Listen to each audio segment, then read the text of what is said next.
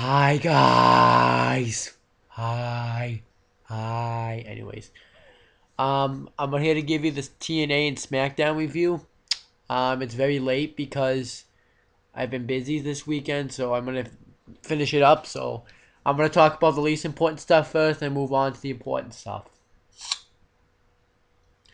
All right, so we'll start with TNA since that's the show that happened first. It happened on September 26, 2013, and Taz and Mike Tenay did commentary. Let's see. I guess I'll talk about the bromance and Gail Kim versus Joseph Park and Eric Young and ODB. The bromance being Robbie E and Jesse Goddard. Um, it was alright. ODB ended up getting the win when she pinned Robbie E, but it was an alright match. It wasn't anything special. Let's see what else can I. To talk about Lady Tapa coming to Impact Wrestling. So I remember she did gut check uh, and Austin Aries came out, cut a promo. People are wondering what is next for Austin Aries.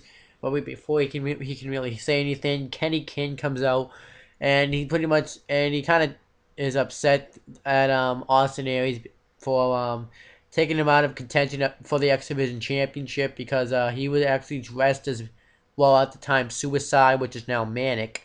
So Kenny King cheap sauced him, and Austin Aries and then they have a match. Kenny King actually gets busted open in this match. I think it was when he got bounced off the steps. But other than that, Austin Aries was able to pick up the victory by hitting the brainbuster on him. So it wasn't bad.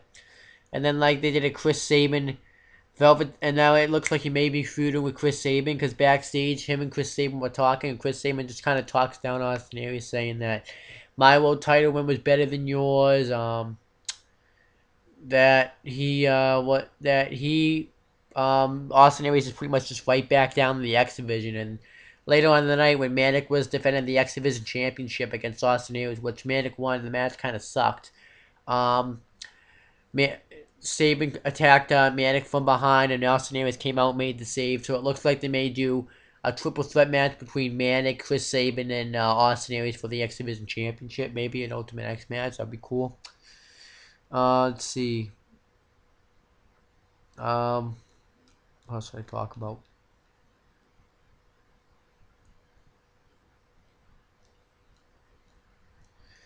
How many matches happened on the show now you think about it? I'll go with the Dixie Carter backstage. She tried to get interviewed. Bully Ray promo.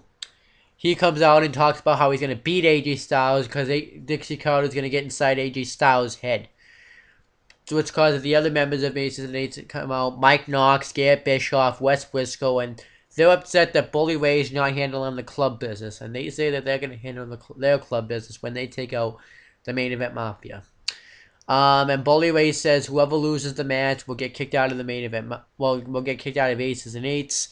Igor backstage talking about how Magnus is on such a losing streak. So, and and during the six-man tag when it was the main event Mafia being Magnus, Samoa Joe, and Sting versus the Aces and Eights being Garrett Bischoff, Wes Briscoe, and Mike Knox. Um, they they Ego being bad influence, Christopher Daniels, like Kazarian, and Bobby Roode, the leader. They came out and shoved Austin Aries and shoved Magnus off the top rope while he went to do his elbow move. Um, so it was a fail. And then but yeah, the main event Mafia still won when Wes Briscoe tapped to the rear naked choke. So that means that the main event Mafia. That means it. So then Bully Ray came and he tried to get Mike Knox and Garrett Bischoff to take the cut off Wes Briscoe, but they didn't do so. And then he has Garrett take it off and has Mike Knox hand it to him. So Aces and Eights are just slowly dying. There's only four members left. It was being Bully Ray, Taz, Mike Knox, and Garrett Bischoff. So Aces and Eights, that angle's almost over. Um, then we get the Dixie Carter, Hulk Hogan, and AJ Styles storyline. Hulk Hogan came out and said that he wanted to make things right between Dixie Carter and AJ Styles. So he wanted to meet face to face with AJ Styles, in which AJ Styles accepted. He came out and signed a contract to TNA. I didn't think he would, but he did. But Dixie Carter came out and talks about how she hired Hulk Hogan, and she's taught him a lot about wrestling. And Hulk Hogan, and she tears up the contract of AJ Styles, and because Hulk Hogan is just an employee, and she tells Hulk Hogan if he's going to be on Team Dixie or against Team Dixie, and I think he's probably going to go against Dixie Carter and he's going to go with the babyface side. But it looks like that. It looks like that what TNA's doing is kind of ripping off WWE's idea because this is pretty much Dixie Carter's looking at AJ Styles. Dixie Carter's like Triple H and and Daniel Bryan storyline. Triple H looks at Daniel Bryan like he's nothing, so that's pretty much what that storyline is. So, but that was TNA. Actually, it was a pretty average show. I didn't really enjoy it that much. I did like the 6-man tag, but anyhow, let's get back. So we have JBL and Michael Cole on commentary for Smackdown that happened on September 27, 2013. Alberto Del Rio squashes R-Truth. He beats him with the super kick, but after the match, Del Rio put him in the cross arm breaker, and then RVD came out and attacked Del Rio and did a drop kick with the chair in the corner. And backstage, Vicky Guerrero and Triple H make their match for Battleground, a Battleground hardcore match. So I'm actually a little bit interested in their World Heavyweight Championship match, because at least if you add a stipulation, it's going to be somewhat worth watching. The Monday Night Championship match wasn't bad, but I think if you add I think they need to have a stipulation since they've had so many one-on-one just regular matches. And a lot of this showed like video packages and stuff. It showed like the Real Americans video package. It showed what else did it show? Santino Morella's. It showed a lot of the Don't Try This at Home. Brodus Clay is fucking awful. Like, his is just laughable. It's like, I've learned all my moves on Planet Funk, so I just like it. Let's see what else happened though. Bray Wyatt of the Wyatt family squashed Zack Ryder. AJ Lee beat Cameron with the Shining Wizard, and I guess she says like she's going for some muscle now. So Tamina Snuka is gonna be her protection now. Let's see what else happened. The Real Americans beat the Primetime Players. When Darian Young hit the Gutbuster on Antonio Cesaro, and Jack Swagger was able to come because he had made the tag. Was able to come in and get the ankle lock in on Darian Young. And actually, I want to mention one thing about TNA, so to talk about the ankle lock. Kurt Angle is going to return to make his Hall of Fame induction ceremony, so Kurt Angle will be back in TNA. I'm actually looking forward to seeing him back. But yeah, the Lost Managers which debuted tonight on Raw are probably going to end up facing the Real Americans, so they're probably trying to build them up to look like a credible tag team. Paul Heyman come out and cut a promo and said that like this was the genius plan they did last Monday on Raw with having his battery die. And it's actually part of the fans because the fans urged CM Punk to go get Paul Heyman, and whenever they urge him, CM Punk's doomed to fail. And the same thing's gonna happen when he faces Ryback, and he says that he doesn't believe that CM Punk can beat Ryback, which is kind of weird because he actually caused Ryback's first loss, so I don't really get what he was trying to do there. And then Dean Ambrose defended his United States Championship against Dolph Ziggler.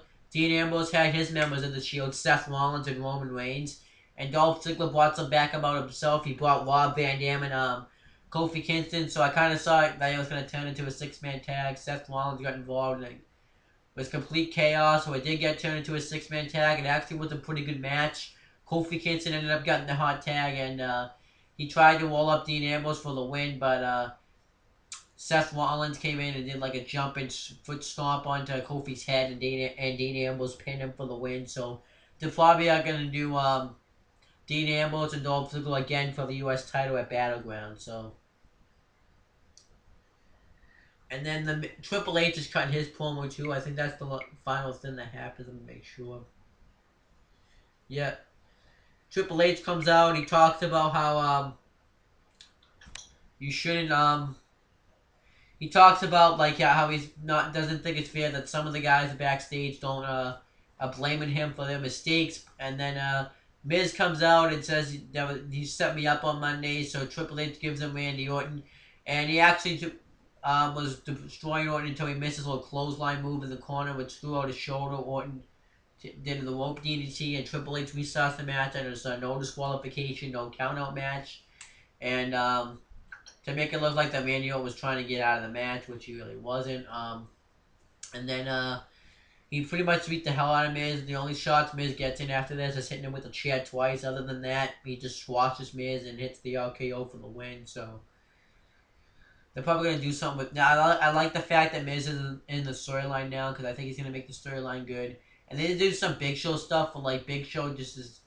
He can't sleep at night, he can't eat, he's getting called names in the street, in the locker room, and around the world. And Triple H comes up and says, he'll find you a job, but by the way, you need to be an average person. You're not an average person, so you need this job. So, I like the direction they're going with WWE right now. I'm surprised there was no Daniel Bryan on this show, but they probably don't want to have him on every SmackDown.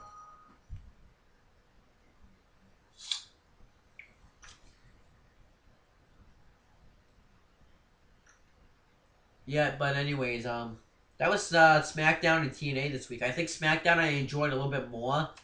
But TNA, I like the direction. I guess I'll admit we're going with the Dixie Carter, AJ Styles thing, but it's like an exact ripoff of the Triple H Daniel Bryan thing that's going on right now. And I have a feeling though that she's not going to be as much. I'm not going to probably hate her as much as Triple H would. Which, by the way, because for firing Cody Rhodes, which, by the way, they did like have a little segment. Cody Rhodes and Goldust and Dusty Rhodes said that they will be on Raw because they were invited to Raw, and I wonder what's gonna go down with that tonight. So tonight on Raw, there's a lot to look forward to. The Lost Matadors debuted, and the Rhodes family are gonna come out. So maybe like they'll do like a 6-man tag tonight and have the Rhodes versus the Shield, and if they win, they get their jobs back. So I'm actually looking forward to Raw tonight. I think this is the final Raw before Battleground, so I think that they're gonna add some matches tonight and finish to get the nice touches on the storylines. But I'll be back to do the Raw live reactions. I'm gonna be posting this video all day, so I'll be back.